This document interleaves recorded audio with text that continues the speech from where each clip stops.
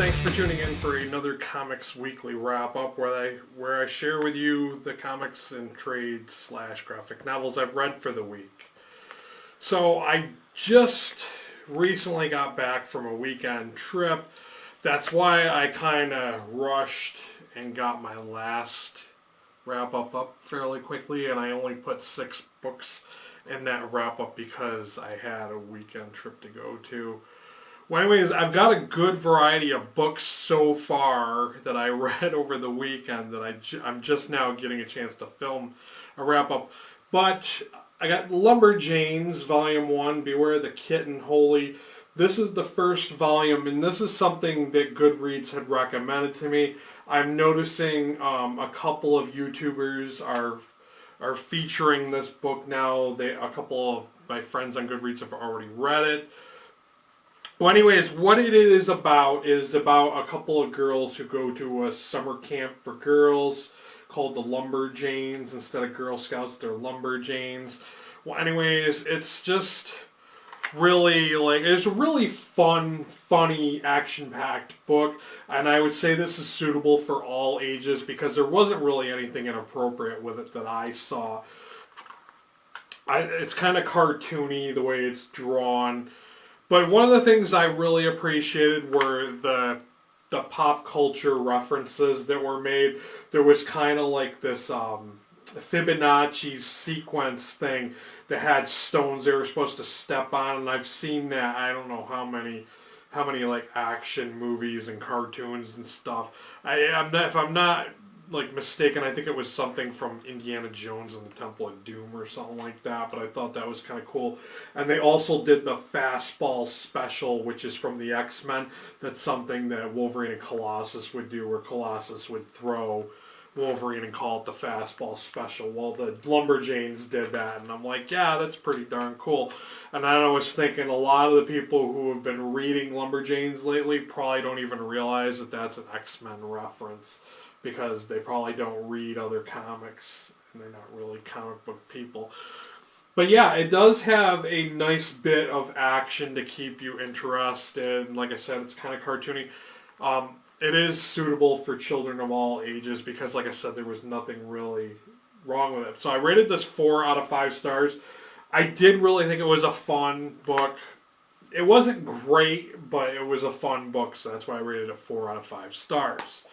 After that, I picked up Northlanders, The Plague Widow, Volume 4. If you've noticed that lately, I've been reading a lot of the Northlanders, especially after having finished the History of the Vikings book. I've been kind of interested in reading these books.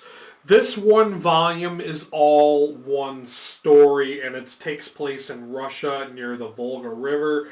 I don't know if they exactly say the town or settlement, but it involves the Black Plague and how this one lady loses her husband, and it's still very much Viking culture, and how, they don't really, because her husband was a powerful man, she does have a voting power for some time, but really it's just kind of sexist how they treat her later, since her husband has died, and they try to take advantage of the fact that she was well-to-do and, try to take stuff from her because of hard winters, and they've isolated their town because of the Black Plague. And it was very enjoyable, and I rated this one 4 out of 5 stars too.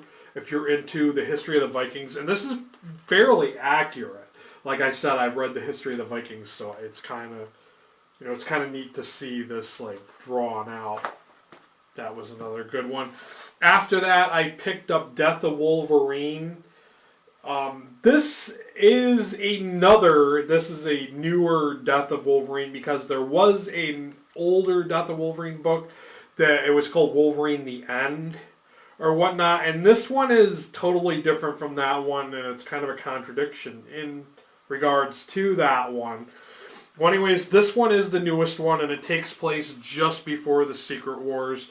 Well, anyways, at the last few events, Wolverine Killable, I read and reviewed that in a wrap-up, and it explains how Wolverine has lost his healing factor. Well, it's pretty much the same deal. Wolverine's traveling around, somebody's trying to kill him, and he's trying to figure out who it is, And it's kind of odd that the person who's trying to kill him has not heard through the rumor mill that Wolverine has lost his healing factor.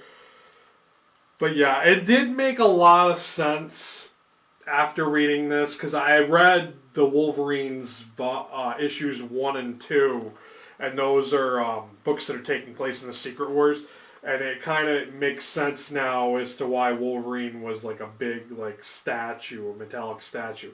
It makes sense now after reading this.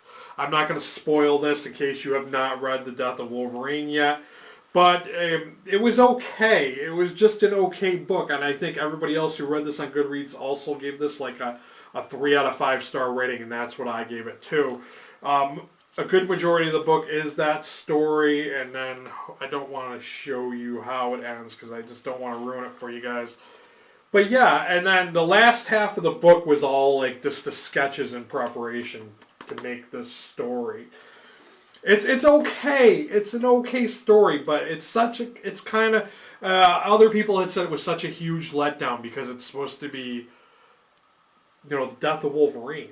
And Wolverine, in the end, I think, did that well, whereas this one kind of failed.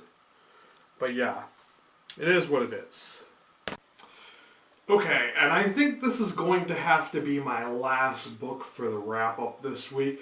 We have Batman Earth 1, written by Jeff Johns. Jeff Johns is an amazing writer, and I have found very few books that I've been disappointed by. I can't even think of any, actually, that he's written that I was disappointed by. Well, anyways, this is the Earth 1 Batman, and I have to say that I love this way better than the Teen Titans Earth 1, way better than the Superman Earth 1. Here we have a different take on Batman. It's a much fresher, more vibrant take on Batman. All the characters are radically different than the Batman you know. For instance, Alfred is ex-military, and I tried to talk to my buddy about this, and he said, yeah, Alfred's always been ex-military. But I was like, yeah, but he's this skinny, lanky, butler type. But I'm like, in Earth 1, he's like a Nick Fury type mentor to Bruce, like role model. Like, he kicks ass. Like, he goes on a few of the missions to help Batman out. I thought that was super cool. And also, Harvey Bullock, who is usually just a fat, drunk slob in the other Batman books, is kind of douchey. And I think it's kind of cool that he wants to be all gung-ho and solve crimes in Gotham. I thought that was pretty interesting. And another thing, I don't want to spoil it for you, but there was like a known villain is the mayor of Gotham, and then something happens to him at the end of the book. So you really should be checking out this book. I really, really enjoyed it. The artwork was interesting. Like I said, the characters and the story and everything just flows. This is an amazing book. I can't wait to see what Volume 2 brings. Excellent, excellent, excellent. Although I did not rate it 5 out of 5 stars, I did rate this 4 out of 5 stars. I thought it was really good. It was suspenseful. It had great characters and a good, fast-paced story that just grabbed a hold of you and made you want more. So yeah, I really didn't read too many graphic novels this week. I think that was because I was really trying to jam through the Radleys. I just had to finish that book because it was so bad. Yeah. So thanks for watching. Until next time, later guys.